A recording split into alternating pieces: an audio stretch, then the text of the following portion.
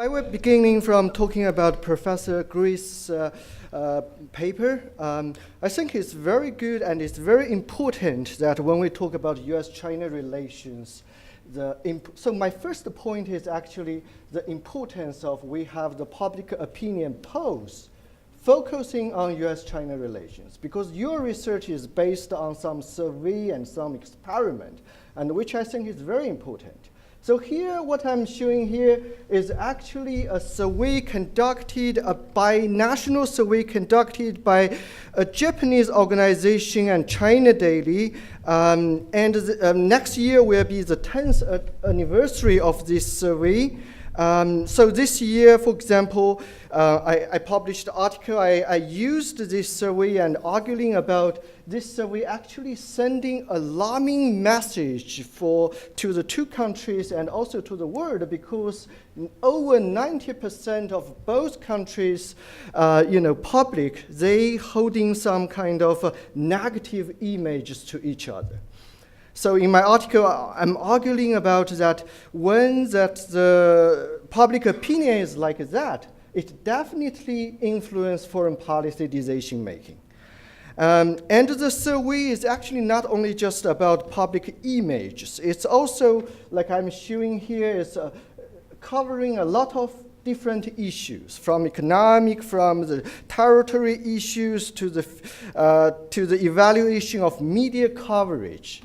So I think it's very important. So far, I don't think that on U.S.-China relations, we have this kind of large-scale repeating public opinion survey. And so I think it's very important. So my first comment is that we should do something. Maybe USC and Horizon Group, you should doing something together. We start to do this kind of job. It's provide a lot of information to us, to scholars to do research. Going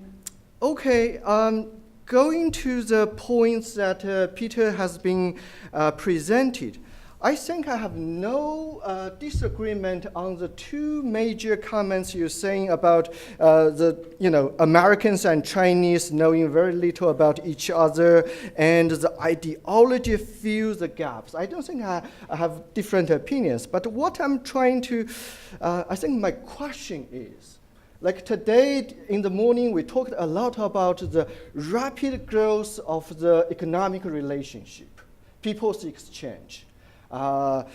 Clay mentioned about every day we have 6,000 American people going to China, 4,000 come here. And also I'm showing this is just, I think many people working in the university, we feel that this is showing that in recent years, you can say this is rapid increase of the Chinese students come to the US, compared with several other countries like India, like South Korea. So this is the changing of the context. Like yesterday, I just read a Weibo posting. It's very interesting. It's saying that United States is spying German Chancellor's cell phone. But this message is saying it's quite popular on the Weibo, is saying that they don't believe that American will do the same thing to the Chinese, especially the Chinese leadership, because the Chinese senior officials, they already send their sons and daughters to the US, their wives and lovers to the US, their money and property to the US, so they should be among the most trustable people in the world to the US government. This is it's a joke, but it's just showing the changing of this context. So my question is that how the change of the context influence the way people in China see United States.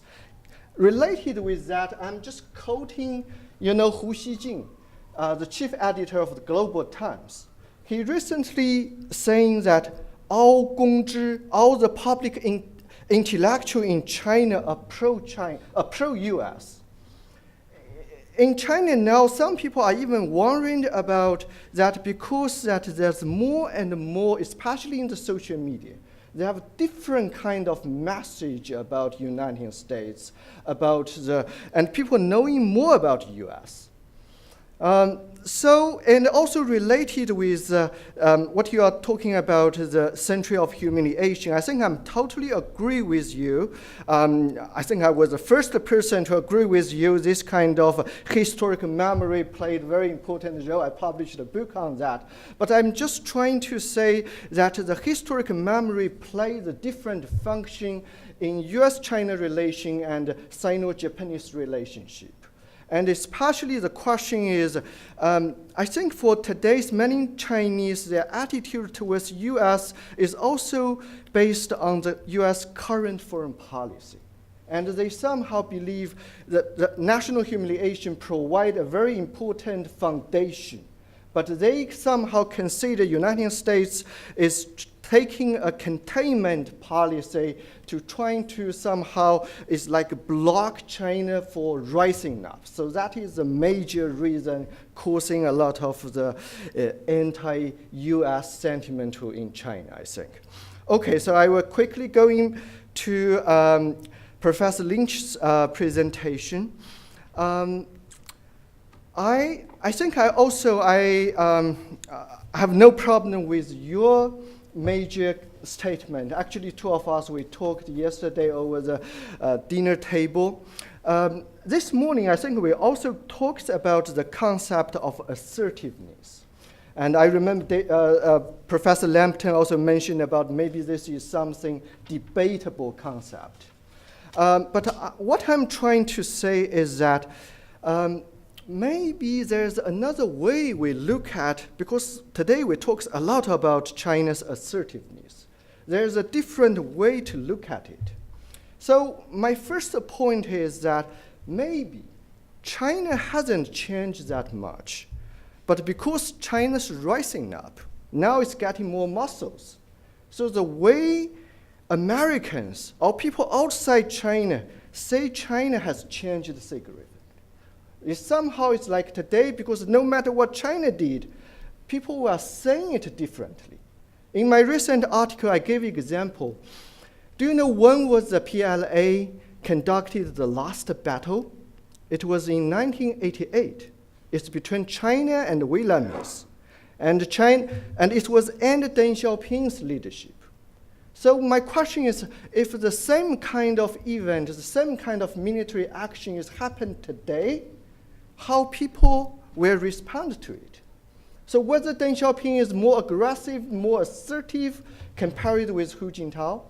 So that is probably because people changed the frames, changed the lens of looking at China, because China now is rising up.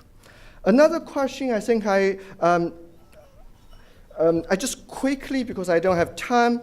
So, for example, this morning, we also talked about the collision between the Chinese fishing boat and the Japanese official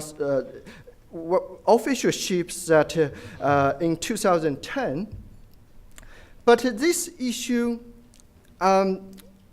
both sides actually saying it quite differently. Earlier this year, we organized a dialogue meeting between the Chinese scholars and Japanese scholars. We talked a lot about this issue. And we find that actually the Chinese, so I put it here, the Chinese narrative about this issue. For example, just very quickly,